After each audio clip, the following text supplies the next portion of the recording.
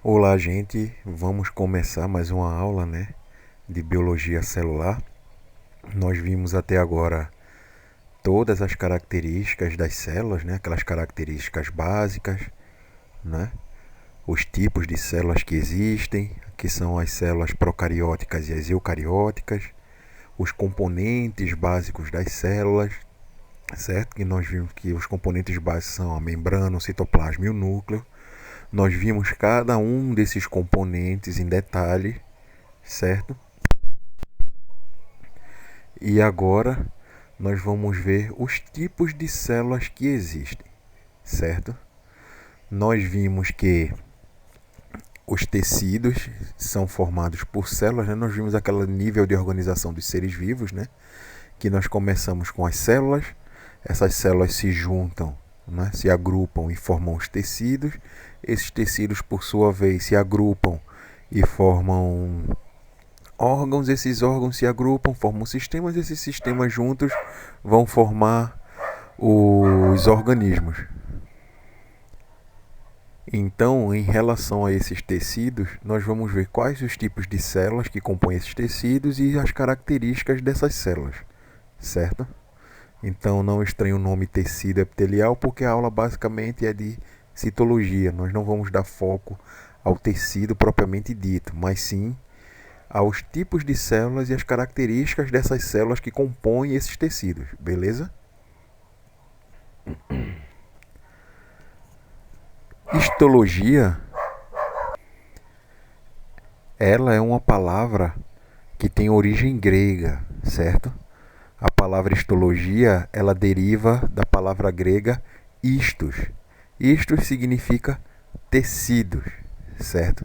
Então, a histologia é a ciência que estuda os tecidos, certo? Isto, nós vimos que em grego significa tecidos e logia também em grego significa estudo. Então, a histologia é a ciência que vai estudar os tecidos, certo? E como eu tinha dito, nós temos as células, que se agrupam e formam os tecidos. Esses tecidos, órgãos, sistemas e os sistemas, os organismos. Beleza? Mas a palavra histologia significa ciência que estuda os tecidos, certo? O estudo dos tecidos.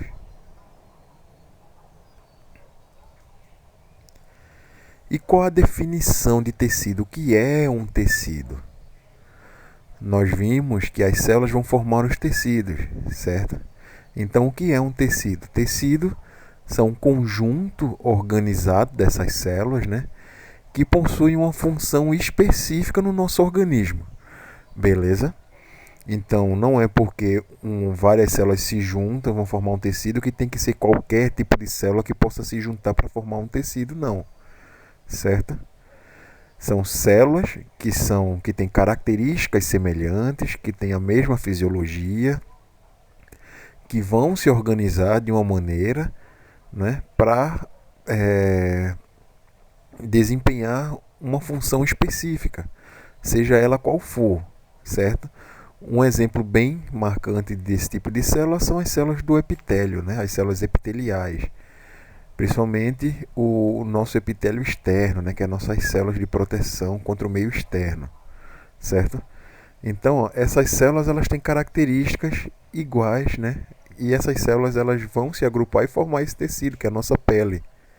Beleza? Então, tecido são um conjunto de células organizadas que possuem a mesma função específica, certo? Elas vão desempenhar o mesmo trabalho no nosso organismo. Tranquilo isso aí, Então, nós temos 4 tipos básicos de tecidos animais, certo? Quando eu falo tecidos animais é porque estou me referindo a todo o grupo, todo o filo Animalia, certo? Todo o reino Animalia. Então, nós temos 4 tipos básicos de tecidos, O tecido epitelial, o tecido conjuntivo, o tecido nervoso e o tecido muscular, certo? No desenho aqui do lado, vocês vão perceber que além desses tecidos aí, nós temos também o tecido ósseo, tecido conjuntivo, tecido cartilaginoso, tecido sanguíneo. Por quê? Porque o ser humano, ele é um animal, né? Nós somos animais mais complexos, certo? Então, nós temos outros tipos de tecidos diferentes. Mas, basicamente, quando eu me refiro a todo o grupo, né, todo o reino dos animais, todos os animais vão ter basicamente esses 4 tipos de tecidos, que é o tecido epitelial, que é um tecido de revestimento, um tecido conjuntivo, um tecido nervoso e o tecido muscular, certo? São os 4 tipos básicos de tecidos que você encontra em todos os animais. Então, ó, quais são os componentes desses tecidos, certo? Como a gente viu, várias células vão se agrupar e vão formar os tecidos. Mas para essas células se agruparem, elas precisam de outras estruturas. Então, os tecidos eles não são compostos apenas por células, certo? Os tecidos são compostos por células, substâncias intercelulares, certo? E o líquido intersticial. Beleza? Então, nós vamos ter esses 3 tipos de componentes que juntos vão formar os tecidos, certo?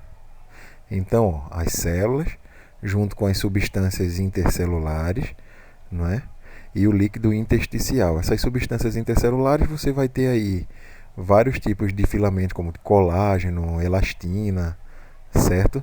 E o líquido intersticial é o líquido que vai justamente preencher o espaço que tem entre essas células e essas substâncias intercelulares, certo?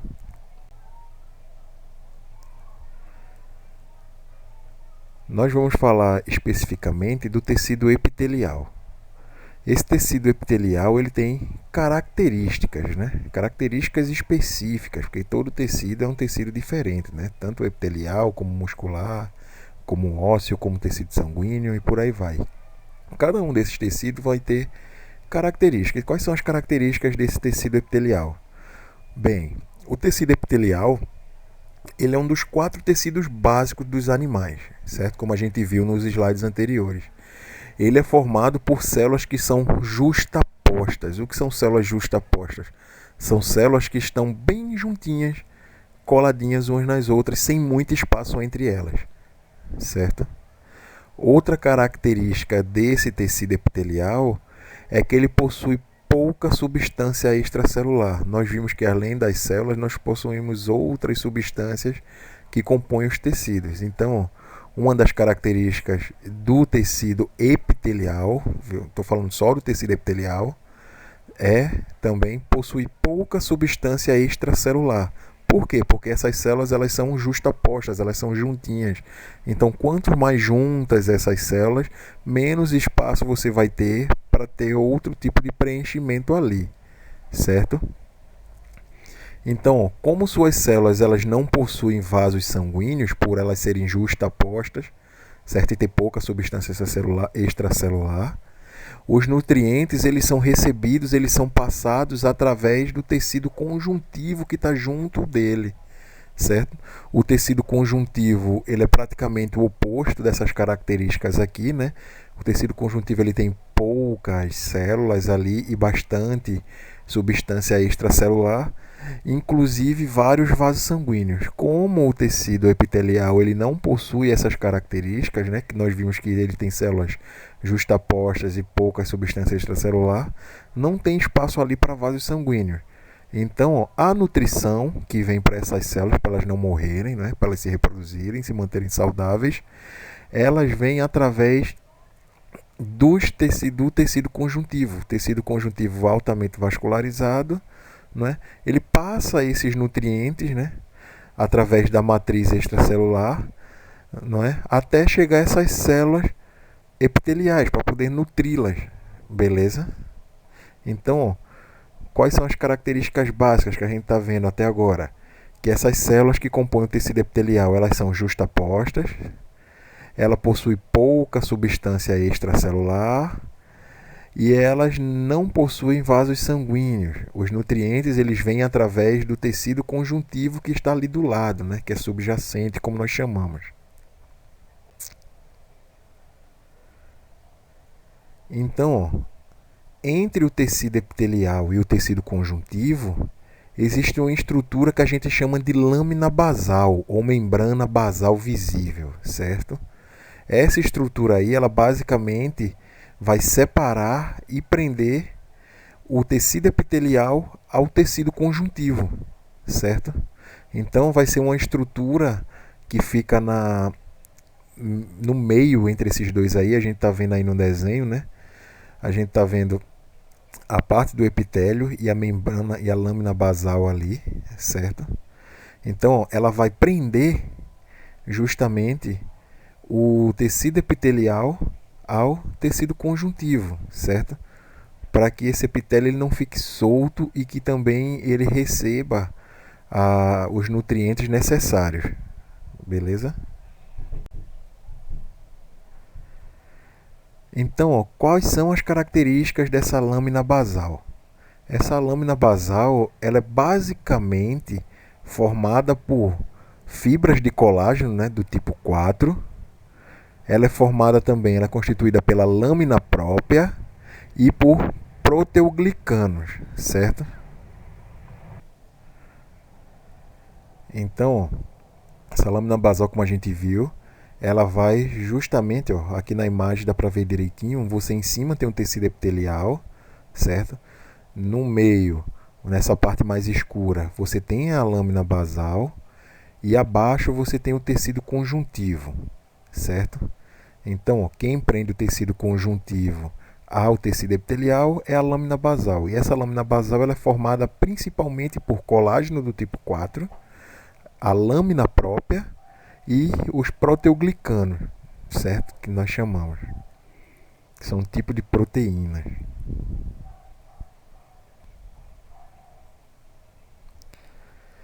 Então, nós temos o que nós chamamos de membrana basal também, certo? Já essa membrana basal, ela é formada pela lâmina basal, que nós vimos, juntamente com fibras reticulares e complexos de proteoglicanas, certo? E de várias glicoproteínas, beleza? Então, ó, a membrana basal já é uma junção da lâmina basal que nós vimos, certo?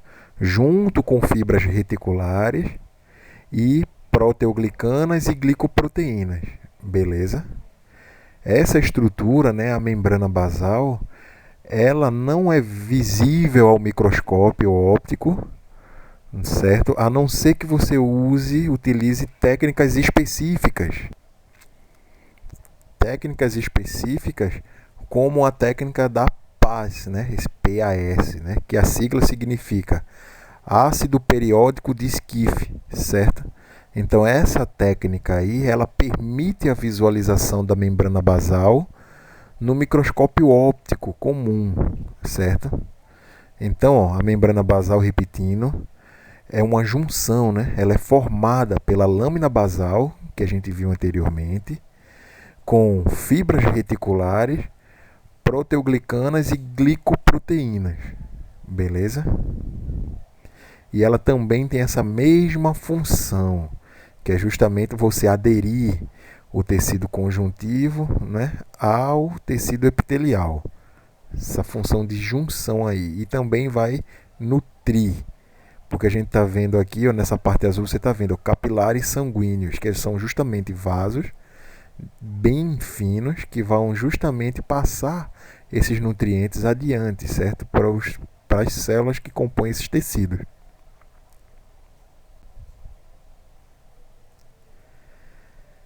Então, as células epiteliais, né, de revestimento, que o tecido epitelial ele é um tecido de revestimento, ele sempre vai revestir alguma coisa. Tanto a parte externa, né, que a gente mais conhece, que é a pele, quanto a parte interna do nosso corpo, certo? Então, todo tecido epitelial, basicamente, é um tecido de revestimento, certo? E as células que compõem esse tecido epitelial, elas estão unidas. A gente viu que elas são células justapostas, ou seja, são bem coladinhas, quase sem espaço entre essas células, certo? E essas células justapostas desse formato, elas só são possíveis porque essas células elas são unidas através de estruturas, né, que nós chamamos de junções celulares. o nome junções celulares já está falando tudo, né? Já está dizendo tudo, que são a junção de células, certo? As células vão ficar presas umas às outras, certo? Então, ó, como nós temos vários tipos de células que compõem o tecido epitelial, nós também vamos ter vários tipos de junções celulares, certo? Então, ó, essas junções celulares, elas servem para quê? Elas servem de quê? Primeiro de tudo, é Primeiro de tudo, né, ela serve como adesão, locais de adesão, ou seja, elas vão prender uma célula às outras, certo? Deixando assim as células justapostas, certo? Elas também servem como vedantes, certo? Elas vão vedar, prevenindo o fluxo de materiais pelos espaços intercelulares, ou seja, você tem as células ali justapostas e pouca matriz extracelular justamente por conta dessas junções celulares, que ela vai impedir, né, ela vai prevenir o fluxo intenso ali de materiais ali dentro daquele espaço ali entre as células, certo? Então, como essas células também estão coladinhas umas às outras, unidas aí através dessas junções também servem para comunicação entre essas células, certo? Uma célula se comunica com a célula vizinha através dessas junções celulares, certo? Então, basicamente, as junções celulares elas servem para ligar uma célula a outra, prender uma célula a outra, impedir, não é, o fluxo de materiais, né, pelo espaço intercelular, certo? Diga-se de passagem, essa função aí é bastante importante. Por quê? Porque, veja só, o tecido epitelial da gente, de revestimento, a nossa pele, basicamente, ela é uma proteção contra micro-organismos.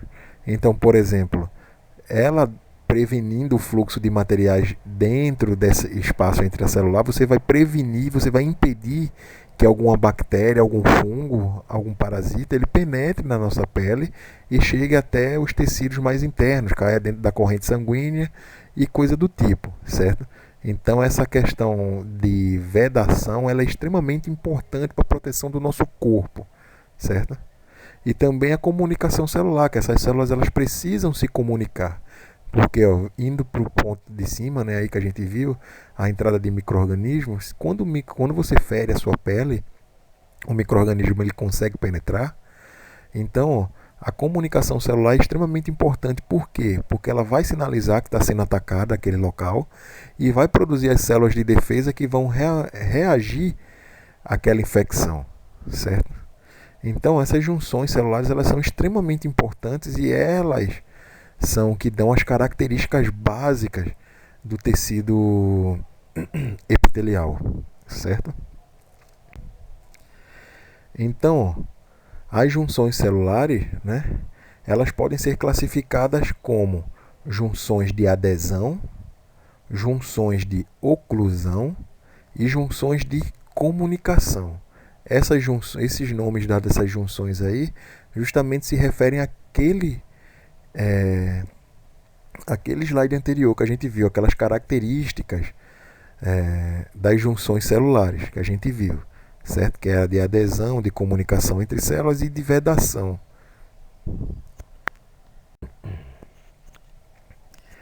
Então, a primeira junção celular que a gente vai ver é o que nós chamamos de junção de adesão ou junção de ancoragem, certo? Essas junções são especializadas, né, em que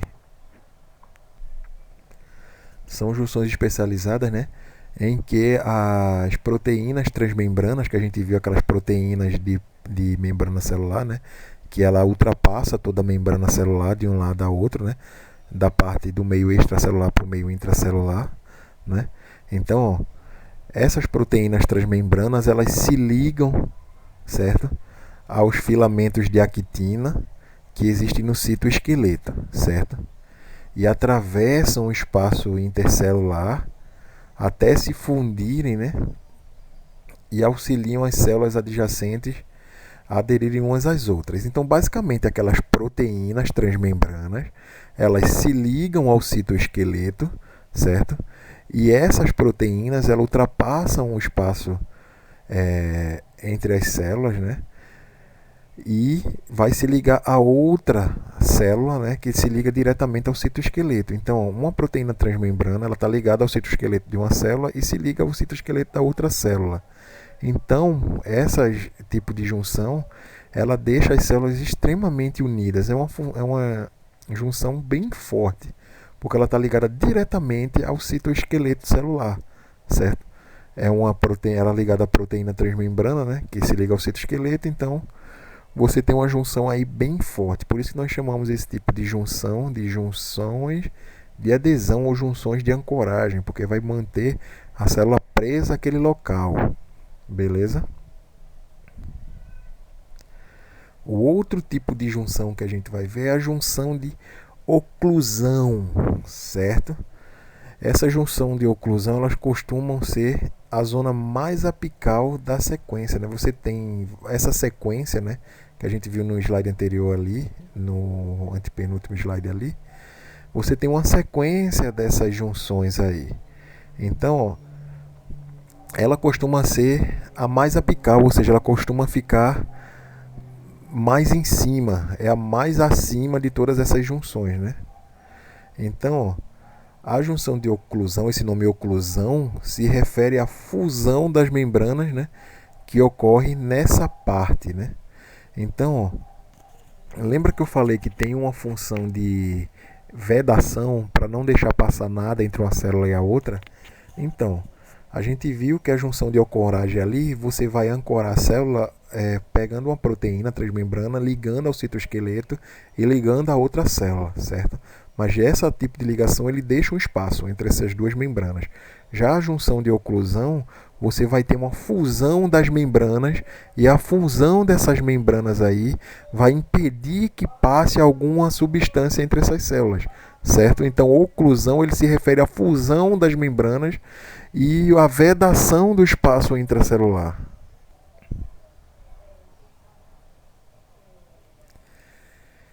A outro tipo de junção celular são as junções comunicantes. Como o nome já diz, elas vão atuar no quê? Na comunicação, certo? Então, essa junção comunicante é um conjunto de pequenos canais, né, que permitem que pequenas moléculas entrem e saiam das células, ou passem de uma célula para outra, né? Passem entre células adjacentes. Elas são estruturas dinâmicas, né, que abrem e fecham em resposta a diversos estímulos. Ou seja, basicamente ela é uma ligação entre as duas membranas da célula, onde você vai ter poros e essas entradas aí elas vão ser controladas. Não vai passar tudo que passa, chega ali não. Ela vai ser controlada, né? Ela vai ser dinâmica, que ela vai abrir e fechar dependendo do estímulo que ela receber, certo? Então, quando ela recebe o estímulo para uma passagem de nutrientes, ela se abre e deixa o nutriente passar, certo? Quando é uma substância estranha, ela se fecha e essa substância ela não passa, certo? Então, junção comunicante porque ela está relacionada com a comunicação entre uma célula e outra, certo? Entre as células vizinhas ali daquele tecido.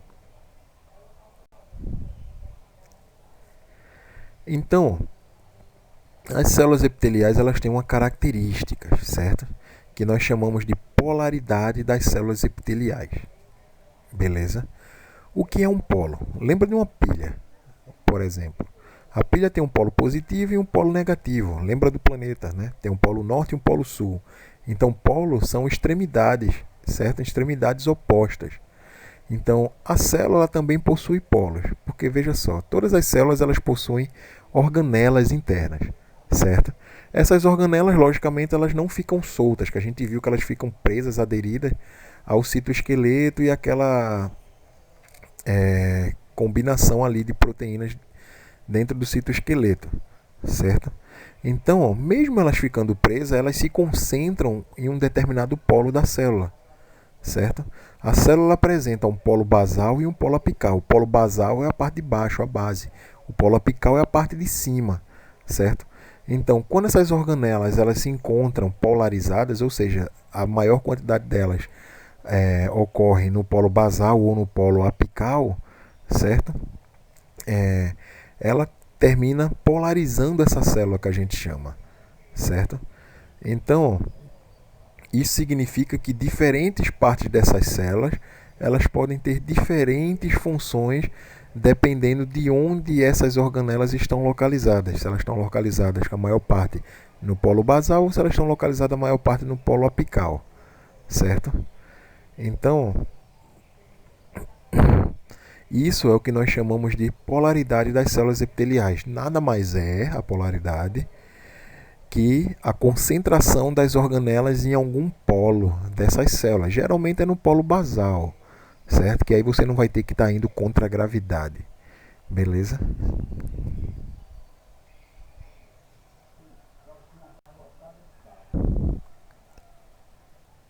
Então, nós temos o epitélio pavimentoso, certo? Que é aquele epitélio que possui células achatadas em forma poligonal, certo? Tem vários ângulos, que esse primeiro exemplo aí é da esquerda para a direita nos nossos desenhos aqui embaixo, certo? O epitélio que nós chamamos de prismático ou colunar, né? Ou colunar ou cilíndrico, que são células altas com forma de prismas, certo? Que é esse último aqui da direita, certo? O primeiro da direita. E nós temos também o epitélio cúbico, né? Que ele possui células cúbicas, que tem formato, como o nome já diz, cúbico, né? De um cubo, que é esse do meio aí. Então nós temos o epitélio pavimentoso, né? O epitélio prismático e o epitélio cúbico. Esses três exemplos aqui são exemplos de epitélios simples, certo? Que ele só tem apenas uma camada de célula, beleza? Então seria epitélio simples pavimentoso, epitélio simples prismático, epitélio simples cúbico, beleza? Então temos esses três exemplos aqui de epitélios simples: o pavimentoso, o prismático e o cúbico, certo? Lembrando, o pavimentoso tem células achatadas, o prismático tem células com formas de prisma ou células mais cilíndricas, né, mais arredondadas, altas, e o cúbico tem células em formato de cubo, beleza? Como tem apenas uma camada de célula, eles são epitélios simples. Se tivesse mais de uma camada de célula, seria um epitélio composto, certo? Então, as células epiteliais, né, como eu falei, elas podem ser classificadas de acordo com o número de camadas, certo? Nós vimos o epitélio simples, que são aquelas células que se dispõem em apenas uma camada, certo? E todas essas células do epitélio simples, elas se prendem à membrana basal diretamente, beleza? Então, por ter uma camada só, ela vai se prender diretamente à camada à membrana basal, né? Que é o que vai ligar o tecido conjuntivo ao tecido epitelial. Nós também temos o epitélio estratificado, que a gente possui aí um epitélio que tem mais de uma camada, certo? Ele é estratificado. Então, esse epitélio estratificado, a maior parte das células não vão estar em contato com a membrana basal, certo? Porque como você tem muitas células umas em cima da outra, é só a primeira camada ali de baixo que vai estar em contato com a membrana basal, certo? Então os nutrientes eles vão passando de uma célula para outra e passando entre o espaço entre intracelular ali, extracelular, certo? Que é extremamente pequeno e seletivo, beleza? Então o epitélio simples só tem uma camada celular e todas essas células estão ligadas, presas diretamente à membrana basal. E o epitélio estratificado, ele tem várias camadas de célula, não é? É um epitélio composto de várias camadas de célula. E essas camadas de células, nem todas as células vão estar ligadas à membrana basal, certo? Porque como você tem uma célula empilhada em cima da outra, as células lá de baixo é que vão estar ligadas à célula lá de cima, não. Então, aqui nós temos aqui os exemplos, né, de epitélio simples e epitélio estratificado. O epitélio simples, nós vemos que só tem uma camada de célula. Se você olhar todos os tipos de epitélio simples que nós temos aqui no desenho, todas essas camadas de células estão ligadas diretamente à membrana basal, certo? Já o epitélio estratificado, que é o de baixo, eles não estão todas as células ligadas à membrana basal, só a primeira camada que está ligada, certo? Então, epitélio simples, porque tem apenas uma camada de célula, epitélio estratificado, porque você tem várias camadas de células sobrepostas, certo? Aqui nós temos também o epitélio classificado de acordo com o número de células, certo? O número de camadas e o formato da célula. Aí nós temos o pavimentoso, certo? Simples, certo? Epitélio simples pavimentoso. Logo embaixo dele, no estratificado, nós temos o epitélio estratificado pavimentoso, certo? Depois nós temos o epitélio simples cúbico. Embaixo nós temos o epitélio estratificado cúbico, certo? No final nós temos o epitélio simples prismático e abaixo você vai ter o epitélio estratificado prismático, certo? Então você faz essas combinações de acordo com o que a gente viu, né? Com o formato das células e com o número de camadas de células que existem, certo? Se a célula é pavimentosa ou achatada, você vai ter um epitélio que pode ser simples ou estratificado. Se for simples, você tem um epitélio simples pavimentoso. Se for estratificado, você tem um epitélio estratificado pavimentoso, certo? E assim sucessivamente, beleza?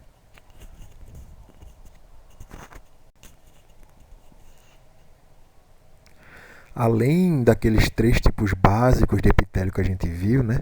Aqueles dois tipos, perdão, que você tem o simples e o estratificado, nós temos o que nós chamamos de epitélio pseudo-estratificado. Pseudo significa falso, né, basicamente. Então, é um epitélio que parece estratificado, mas na verdade não é. Então, nesse epitélio, né, todas as células elas se prendem à membrana basal, certo?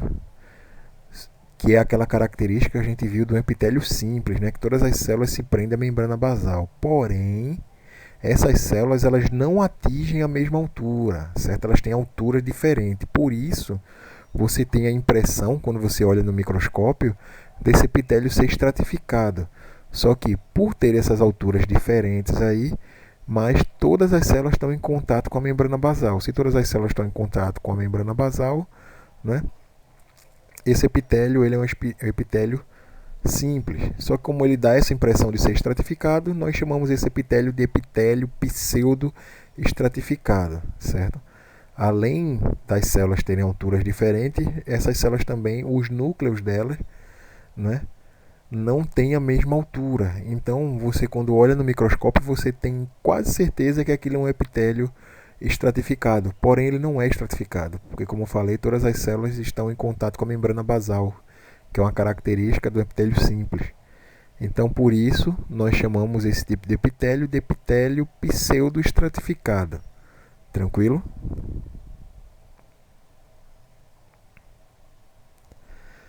Nós também temos um tipo de epitélio específico, né, especial, que é o epitélio de transição, beleza? Esse epitélio de transição ele é restrito ao revestimento das vias urinárias, certo? Você não vai encontrar em outro canto que não seja o revestimento das vias urinárias, certo? E por que epitélio de transição? Porque as células desse epitélio, né, elas vão variar a sua morfologia dependendo do grau de estriamento.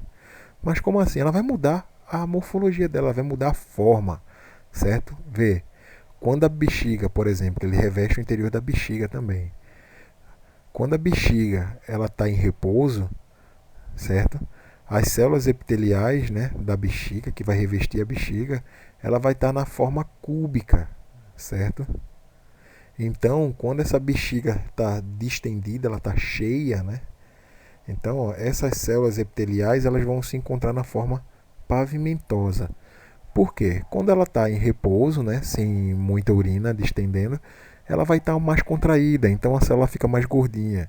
Quando ela enche de urina, por exemplo, a bexiga ela se alarga, né, aumenta de tamanho. Então você estica essas células e essas células elas viram uma célula, elas têm a aparência de uma célula pavimentosa, aquela célula achatada, certo? Então, epitélio de transição é isso aí, certo? que é aquele epitélio que ele é restrito às vias urinárias, né? E essa célula ela vai variar a sua morfologia, vai variar a sua forma. No caso do exemplo que eu dei aqui da célula da bexiga, você tem uma variação aí de célula cúbica, quando a bexiga está em repouso, e de célula pavimentosa, de tecido pavimentoso, quando a célula tá quando a bexiga está distendida, tá estirada, certo? Então, ó, combinando aquelas duas classificações que a gente viu, né, do formato da célula com a quantidade de camadas de célula, nós podemos classificar os epitélios da seguinte forma. O primeiro epitélio que nós temos é aquele, o epitélio pavimentoso simples, que você tem células achatadas e uma camada só, né? Ele é pavimentoso e ele é simples, certo? Esse tipo de epitélio nós encontramos onde? Nós encontramos nos vasos sanguíneos, certo? Na cápsula de Bowman, lá nos rins, onde vai ocorrer a ultrafiltração, e no mesotélio, certo?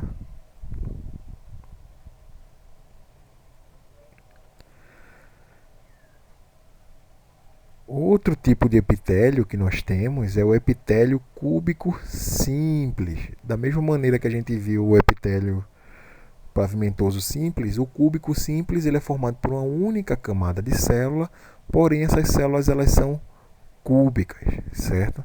Onde que nós encontramos? Essas células elas são encontradas nos túbulos contorcidos, certo? Do rim e na parede dos folículos da tireoide, certo? Então, nesses locais aí você consegue encontrar esse tipo de epitélio, beleza? Nós temos também o epitélio cilíndrico simples, certo? Que é encontrado em que? Em quase todo o tubo digestivo, né? Ele reveste os órgãos digestivos por dentro, como o estômago, como o intestino delgado e o intestino grosso, certo? Uma das características bem marcantes dessa revestimento por essas células é que algumas dessas células elas têm que a gente chama de microvilosidades, certo? Que são dobramentos da membrana, né, dessas células na parte apical dela, onde essas microvilosidades elas vão aumentar a superfície celular. Como essas células elas elas fazem parte do sistema digestivo, esse sistema digestivo ele é responsável por quê? Por absorver esses nutrientes. Então, o diâmetro interno do intestino, independente do grosso ou do delgado, é pequeno, principalmente do delgado, que é onde vai ocorrer a absorção dos nutrientes, da grande parte dos nutrientes. Então, o diâmetro desse intestino ele é pequeno por dentro, diâmetro interno. Então, você não teria uma absorção total e efetiva dos nutrientes se você tivesse só aquela área de superfície. Então, ó, essas células elas possuem essas microvilosidades, que são invaginações e evaginações da membrana plasmática, certo? Vai formar como se fossem rugas, pregas de pele, certo? Que vai aumentar a área de contato dessas células com os nutrientes, então assim você maximiza a absorção desses nutrientes, certo?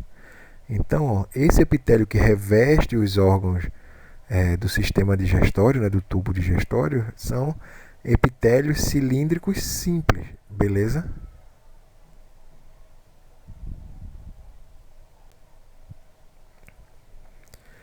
Então, ó, deixando os epitélios simples, nós já entramos nos epitélios pavimentosos, certo?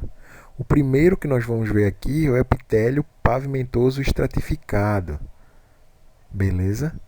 Então, ao contrário do epitélio pavimentoso simples, o epitélio pavimentoso estratificado é basicamente a mesma coisa, porém ele tem várias camadas ao invés de apenas uma camada, certo? Então, esse epitélio pavimentoso estratificado ele pode ser queratinizado, certo? Que é o exemplo da epiderme, que é a camada mais externa da nossa pele, certo? Ou não, certo? Ou não queratinizado, no caso, certo?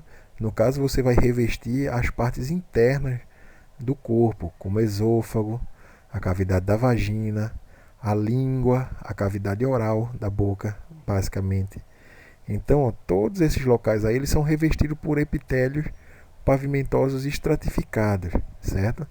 Sendo que a pele, né, que é o epitélio de revestimento externo do nosso corpo, ele vai ser queratinizado, beleza?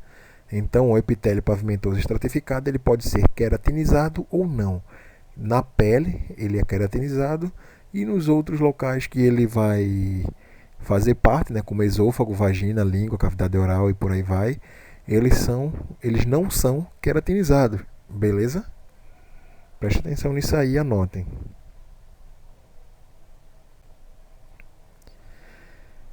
Então, ó, nós temos aí o epitélio cúbico estratificado, a mesma coisa do pavimentoso, né, que nós vimos, e do cúbico simples. É um epitélio com células de formatos cúbicos, certo? Só que várias camadas sobrepostas. Esse tipo de epitélio cúbico estratificado ele é encontrado nos ductos de algumas glândulas, beleza? Não vou especificar muito para não ficar muito conteúdo para vocês, beleza? Então, ó, lembra do epitélio de transição que a gente falou? Aquele epitélio de transição ele é encontrado na bexiga e nos ureteres, certo? Lembra que eu falei quando a bexiga ela está sem urina, ele tem o formato de quê? Quando a bexiga está relaxada, ele tem um formato cúbico. Quando a urina está distendida, ele tem um formato plano, certo? Então, esse é o epitélio de transição, que ele vai mudar de forma, né? Vai mudar de morfologia de acordo com o estado da bexiga urinária, por exemplo. Beleza?